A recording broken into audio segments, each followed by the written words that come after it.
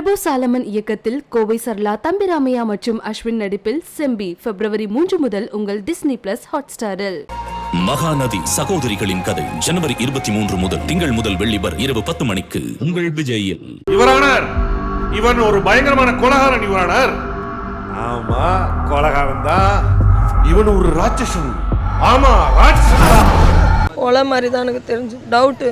இன்னைக்கு அவருக்கு பிறந்த நாள். இன்னைக்கு அவருக்கு 5 மணிக்கு தான்ப்பா கேட்டேன். 5 மணிக்கு வந்து சொன்னாங்க, நான் நம்பல. அப்புறமா தம்பிங்கெல்லாம் போய் பார்த்து எனக்கு ஆமாம் அண்ணா கீழே விழுந்துட்டுருக்கிறாரு அப்படின்னு சொன்னாங்க. போய் பார்த்தேன், பாடியை கூட நான் பார்க்கல, இதுவரையிலும் நான் பார்க்கல.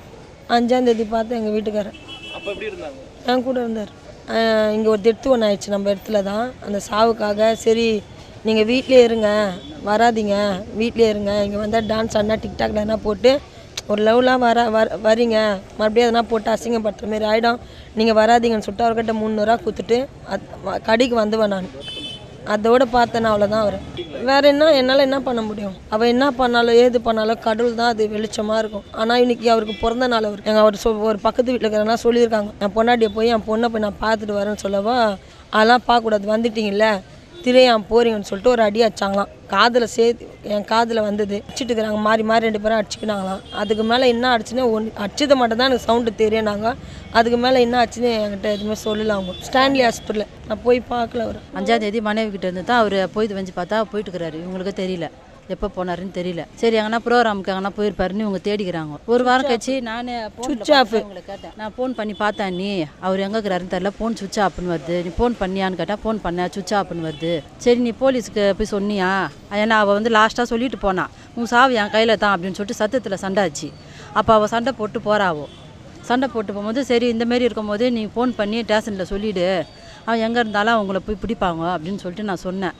இரா நீ பார்க்கலாம் சுவிட்ச் ஆஃபில் வருது, போனால் கூட சரி திடீர்னு வந்துடுவார், நான் போய் தேடி பார்க்குறேன், அவள் வீடு இருக்கிற இடத்துல பார்க்குறேன்னு சொல்லிட்டு அவசியம் போல பார்த்துருக்குறாங்க. அவன் பொண்ணுக்கிட்ட போய் நான் கேட்டேன், இல்லைன்ட்டாங்க. நாங்கள் போய் விசாரித்தோம், இல்லை அவர் இங்கெல்லாம் வரல, அதோட சுவிட்ச் ஆஃப் ஃபோனு எடுத்தேன்ப்பா. அவள் வந்து நான் நல்லா அழகாக வச்ச உடனே என்ன பண்ணுவானே தெரியாது, போயிட்டு வர ஆள் இருக்க மாட்டார். நான் தேடுவேன், எப்போது போல் தேடுவேன். இதே தான் நடந்துச்சு 9 வருஷமாக. அவர் இங்க வந்தாலும் அங்க சண்டை நடக்கிறது. ஆமா, சண்டை போட மாட்டார், இங்க போட மாட்டார், என்கிட்ட எல்லாம் போட மாட்டார். என்கிட்ட என்ன திட்டிட்டு தான் போவார். எனக்கு தெரியாது. கடைசியில் பார்த்தா எனக்கு இந்த மாதிரி செய்தி வருது. எனக்கு குடிப்பழக்கம் உங்ககிட்ட இருக்கும்போது நான் கொடுக்க மாட்டாருக்கு. இந்த ஸ்டான்லி இந்த இது என்ன இதுமா இது இந்த ஆஸ்பத்திரி ஜிஹெச் இல்லைம்மா, ஓமந்தூர் ஆஸ்பத்திரி. அதில் அவர் போய் ட்ரீட்மெண்ட்லாம் பார்த்தேன் உடம்புக்கு. உடனே நம்ம டாக்டர் அதில் ஃப்ரெண்டு, அவங்க மூலியமாக போய் பார்த்தா அவருக்கு உடனே எல்லாம் செக்கப்பாக பண்ணி பார்த்தாங்க, எல்லாமே நார்மலு. கிட்னி தான் கொஞ்சம் அவருக்கு வீங்கி இருக்குதுமா. இன்னொரு வாட்டி குடிச்சார்னா 4ஆவது ஸ்டேஜ் பண்ணால் டயாலிசிஸ்ட்டு ஏதோ பண்ணிவிடுவாங்கன்னு சொன்னாங்க. அதுலேருந்து என் கணவர் குடிக்கிறது இல்லை, அந்த பயம் அவருக்கு வந்துருச்சு. அதனால் ரொம்ப குடிக்காதே விட்டால் அவர் கை கால்லாம் இழுத்துக்குது. கை கால்லாம் தடுதுன்னா அடம் இழுத்துக்கும், ஒரு மாதிரி இரும்புவார். சரி நான் நம்ம இந்த ரோட்டில் வியாபாரம் பண்ணி 250 ரூபா கொடுப்பேன், 300 ரூபா கொடுத்துட்டு வருவேன். ரொம்ப குடிச்சுன்னு இருவர். 2 இதோட அவர் நான் அப்படி தான் வச்சேன். ஜி தமிழில் கூட ஸ்னேகா மேம்லாம் கேட்டாங்களே, ரமேஷனா என்ன அவங்க அழகுக்கு மாற்றம், இவ்வளோ அழகாக இருக்கீங்க, ஸ்லிம்மாக இருக்கிறீங்க, என்ன காரணம் அப்படின்னு கூட ஸ்னேகா மேம் கேட்டாங்க, சங்கீதா மேம் கேட்டாங்க. வச்சுருந்தேன் ஃபுல் போது அவங்க வீட்டுக்காரு அப்படின்னு சொன்னால் எங்கள் மருமகள் என்ன சொன்னாங்க, இவர் அந்த பொம்பளை போட்டால் அந்த பசங்கள்லாம் போட்டால் மை ஃபேமிலின்னு சொல்லிட்டு ஸ்டேட்டஸ்லாம் போடவோ எங்கள் மருமகனுக்கு 2 பேரும் கோவம் வந்துருச்சு. இவர் 4 நாளுக்கு இப்படி தான் பண்ணுவாரா, இன்னொரு வாட்டி அவரை சேர்க்கக்கூடாது, அவர்கிட்ட இனி அவர் வானா உனக்கு தேவையில்லை, இப்படி துரோகம் இன்னும் நம்ம ஒழுங்காக நம்ம பார்த்துக்கலையா, அவருக்கு எல்லாமே நம்ம பார்த்தோமே அப்படின்னு சொல்லிட்டு என்கிட்ட சொன்னேன். இதுக்கு மேலே வேணாமா அவர், அவங்க கூடயே இருந்துக்கிட்டோன்னு சொல்லிட்டு சொன்னாங்க. நானே விட்டுட்டேன், அதுலேயே நான் விட்டேன். சரி நம்ம மருமகனை சொல்கிறாங்களே, இப்போ நம்ம மருமகன் நான் கீழ்ப்படினோம்ல, இப்படி பண்ணுறவன் இப்படி விட மாட்டேன்றால, கொஞ்சம் கூட பொண்டாட்டியோட கொஞ்சம் வாழ்ந்தா என்ன, என் புருஷன் என் கூட வாழ்ந்தாண்ணா, அவள் நல்ல பொம்பளை தான் என்ன பண்ணியிருக்கணும். அந்த பிள்ளைங்க பெத்த பிள்ளைங்க இருக்குதுல்ல, அந்த பிள்ளைங்க கொஞ்சமாச்சும் யோசிக்க வேணாம். ஏதோ ஒரு ஃபேமிலியோட போயிட்டார், குடும்பத்தோடு போயிட்டார், அதோட விட்டு நான் சொல்லிட்டு விட்டுடலாம்ல. நாளைக்கு தரணிக்கிறாங்கப்பா, காலையில் 10 மணிக்கு தரணிருக்காங்க இருக்காங்க. நான் பார்க்கல தம்பி, அந்த திகிர எனக்கு இல்லை. எனக்குன்னா ஃபஸ்ட் வாட்டி நாங்கள் தான் கூட்டின்னு வந்தாங்க. அவங்ககிட்ட இந்த பேட்டிலே அவர் சொல்லிட்டு இருப்பார், இந்த மாதிரி ஆயிடுச்சுன்ட்டு, அவள் அடிப்பா ரொம்ப துன்பப்படுத்துவான்ட்டு. மறுபடியும் அவன் பெயின் வாஷ் பண்ணி கூட்டின்னு போயிட்டுக்கிறான். கூட்டின்னு போய் ஒரு 2 மாதம் கிட்ட ஆயிடுச்சு. மறுபடியும் இந்த மாதிரி இப்போது பிறந்த நாள் பசங்களை ஒய்ஃபெல்லாம் பார்க்க வந்துக்கிறாங்க. உடனே அங்கே ஏன் போனேன்ட்டு போட்டு அடிச்சு கீழே தள்ளி விட்டுக்கிறான். இது ஒரு 5 மணி போல் இருக்கும். ஆமாம் 5 மணி தான். நடந்ததுன்னு வீட்டாண்ட சொல்கிறாங்கப்பா. அவங்க இருந்த வீட்டாண்ட நடவடிக்கை எடுக்கிறேன்னு சொல்லிக்கிறாங்க. நாங்கள் போய் பார்த்தோம், அந்த மாதிரி ஒரு இது கிடைக்கல. நாங்கள் பரிசோதனை போதும் நாங்கள் என்ன போஸ்ட்மார்ட்டம் பண்ணோமோ அதில் தெரிஞ்சிடும் எது உண்மை எது போய் அப்படின்னு அவங்க சொல்கிறாங்க. விசாரித்து உனக்கு வேண்டியதை நாங்கள் நடவடிக்கை உங்கள்கிட்ட நாங்கள் தெரிவிக்கிறோம்னு சொல்லிட்டு சொல்லியிருக்காங்க. நாங்கள் எல்லாம் எடுத்து சொல்லுவோம். அவர் அந்த போதை தான், அந்த சரக்குக்கோசரம் அதை சரக்கு வாங்கி கொடுப்பாங்க. எங்ககிட்ட வந்தால் நாங்கள் தண்ணியெலாம் வாங்கி கொடுக்க மாட்டோம். நாங்கள் வந்து கரெக்டாக வச்சுன்னு இருப்போம். இவர் வந்து தண்ணினால அங்கே போயிட்டார். அவர் இங்கே எங்ககிட்ட வந்து கரெக்டாக இருப்பார். அங்கே போய் தான் அந்தமாரி ஆயிடுச்சு. அவள் பயங்கர கொடுமைலாம் பண்ணுவாங்க. பழைய யூடியூப் வீட்டில் பார்த்தாலே தெரியும் அவங்களுக்கு. நாங்களாம் பேட்டி கொடுத்துருப்போம். நாங்கள் தான் கூட்டிகிட்டு வந்து இந்த ஸ்டேஷனில் தான் இட்டுன்னு போனோமே. அவர் ஓன் ஒய்ஃபோடு கூட்டின்னு போய் விட்டோம். 2வது ஒய்ஃப் இவர் வந்து செப்னி ஒய்ஃப் கூட இல்லை. கூட்டின்னு போய் அடிமைப்படுத்தி போட்டு அடிக்கிறது, அவர் ரொம்ப துன்படுத்துறது. துன்படிச்சா அந்தமாரி தள்ளி தான் விட்டுக்கிறாங்களே கீழே. கன்ஃபார்ம் சொல்கிறேன், தள்ளி தான் விட்டுக்கிறாங்களே. அவர் கீழெல்லாம் விழுறதுலாம் வாய்ப்பே கிடையாது. I am talk to advocate. Okay, Vanishree அவங்களோட அண்ணி, அவளுக்கு வந்து நியாயம் கிடைக்கணும். இது எப்படி மேலேருந்து கீழே எப்படிப்பா தள்ளி விடுவாங்க?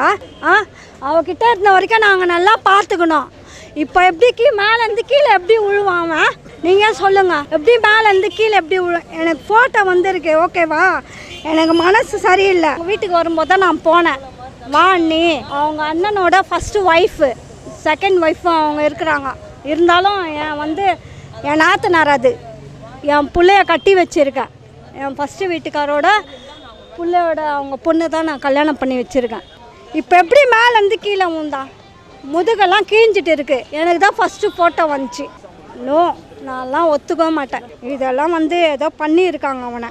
நான்லாம் ஒத்துக்க. அவங்க செகண்ட் ஒய்ஃப் தான். எப்படி மேலேருந்து எப்படி விழுவான்? முதுகு ஏன் கீஞ்சிக்குது? ஃபஸ்ட்டு மாமியார் அவளை கஷ்டப்பட்டு கல்யாணம் பண்ணி வச்சாங்க. அவனை தான் இவன் யார்? இவன் மேலேருந்து தள்ளி விட்டுக்கிறான். இதுதான் எனக்கு கச்ச நியூஸு. நான் எங்கே இருந்தாலும் நான் சொல்லுவேன், எனக்கு ரிப்போர்ட் வந்திருக்கு. அவன் எதுவுமே அனுபவிக்கலப்பா கல்யாணம் பண்ணதுலேருந்து. அதான் டான்ஸர் ரமேஷோட மருமகன், 2வது மருமகன். அவர் இன்றைக்கி சாயந்தரம் மேலே தான் இறந்தார். மாடியிலேருந்து கீழே வந்து இறந்ததான்னு சொல்கிறாங்க. அது தற்கொலையா கொலையான்னு இன்னும் தெரியல. போஸ்ட்மார்ட்டம் ரிப்போர்ட் வரும்போது அது என்ன ஏதுன்னு தெரியும். அது நாளைக்கு தான் தெரியும். கடைசியான ஒரு 2.5 மாதம் முன்னாடி அப்போ வீட்டில் இருந்தார், எங்கள் கூட தான் இருந்தார். அப்போல்லாம் நாங்கள் நல்லா தான் பார்த்துக்கிட்டோம். நான் எங்கள் அத்தை எல்லாம் தான் பார்த்துக்கிட்டோம் நல்லா தான். அதுக்கப்புறம் நடுவில் தான் மனஸ்தாபம் சண்டை போட்டார். சண்டை போட்டு அதுக்கப்புறம் போயிட்டார். அவள் தான் போனவர். அதோட நாங்களும் ஃபோன் பண்ணல. நானும் சொன்னேன் ஒய்ஃபுக்கிட்டேயும் எங்கள் மாமியார்கிட்டையும், இந்த மாதிரி ஃபோன் பண்ணிட்டுமா மாமாவுக்கு, நான் பேசி பார்க்குறேன், வர சொல்கிறேன். இல்லை அவங்ககிட்ட நீ இப்போ பேசாத, விட்டுரு, அவர் தான் அங்கே போயிட்டார்ல, ஏன் பேசுகிற அப்படின்னு என்னை திட்டினாங்க. சரி, நானும் அதுக்கப்புறத்துலேருந்து எதுவுமே பேசலை. இத்தனை நாளாக பார்த்திங்கன்னா சண்டை இப்படி போவோம். அவங்கெல்லாம் அடிக்கிற கேஸு. எங்கள் அத்தை அந்த மாதிரி கை வைக்க மாட்டாங்க. எங்கள் அத்தை அடிக்க மாட்டாங்க. ஏன்னா எங்கள் அத்தையை அவர் வேணாலும் திட்டுவார், அடிக்க வருவார். எங்கள் அத்தை பயிட தான் செய்வாங்க, திட்டுவாங்க, அவ்வளோதான். அடிக்கிற ஆளே கிடையாது. இதே என்னோடய மேரேஜ் வரும்போது இங்கே காலெல்லாம் அச்சு தான் அமிச்சாங்க. மறுநாள் இப்படி அப்போதெல்லாம் அப்போத்துலேருந்தே நடந்துகிட்ருக்கு. அது அங்கே ஆச்சு. அப்போ தான் அவர் வந்தார், எங்கள் கூட சேர்ந்தார். நான் இங்கே இருந்துக்கிறேன் அப்படின்ட்டு.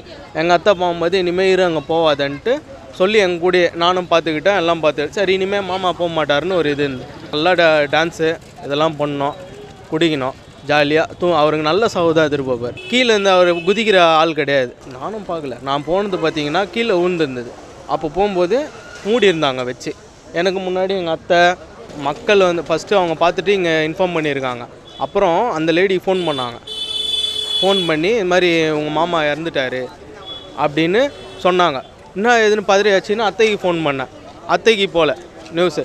அதுக்கப்புறம் தான் போயிருக்கு இவங்க எல்லாருக்கும். அங்கே இருந்தவங்கெல்லாம் ஃபோன் பண்ணியிருக்காங்க. அண்ணன்கிட்ட நான் பேசின வரைக்கும், பழகின வரைக்கும் எங்கள் அண்ணன் கேரக்டர் அந்த மாதிரி கிடையாது. அவர் சூசைட் பண்ணுற ஆள்லாம் கிடையாது. அவர் எப்போவுமே சிரிச்சுனே இருப்பார். அவர் அழுதெல்லாம் எனக்கு ரொம்ப ரேரு தான். அவர் அழுதெல்லாம் ரொம்ப ரேரு. அவர் எப்போவுமே சிரிச்சுனே இருப்பார். இன்னொரு எல்லாரையும் ரொம்ப சந்தோஷப்படுத்தார். அந்த மாதிரி ஒரு கேரக்டரு. இப்போ எதையும் மனசில் வச்சுக்க மாட்டார். நீங்கள் அவர்கிட்ட பேசாத, என்கிட்ட நீ பேசாதன்னு சொன்னால் கூட திரும்ப அவரே பேசுகிற ஒரு மனுஷன். மனசில் வச்சுக்கின்னு அழுதுக்குன்னு சாப்பிடாம கொள்ளாமல் அந்த மாதிரிலாம் கிடையாது. அவர் சூசைட் அளவுக்குலாம் அவர் எப்போவுமே யோசிக்கவும் மாட்டாருங்க அவர். ஏன்னா அவர் வாழ்க்கையில் எவ்வளோ பிரச்சனை இப்படி நினைக்க முடியும் நீங்கள் சொல்கிறீங்க. நான் நினைக்கிறதுலாம் கிடையாதுங்க. ஏன்னா அவர் ஒரு குடும்பமாக இருந்து அங்கே அவங்கக்கிட்ட சந்தோஷமாகவும் இருந்துருக்கிறாரு, அழுத இருக்கிறாரு, எங்கள் அண்ணி கூடவும் இருந்துருக்கிறாரு. யாரும் அப்படி எல்லாருமே அதை தான் சொல்லுவாங்க. ஏன்னா எங்கள் அண்ணி கூட இருக்கும்போது அவர் கூட கண்ட்ரோல் பண்ண பார்ப்பாங்க. அவர் இடையில நல்லா தான் இருந்தார். போன மாதம் 12வது மாதம் 4ஆம் தேதி தான் அவங்க திரும்ப அவங்க கூட போயிட்டார் அவர்.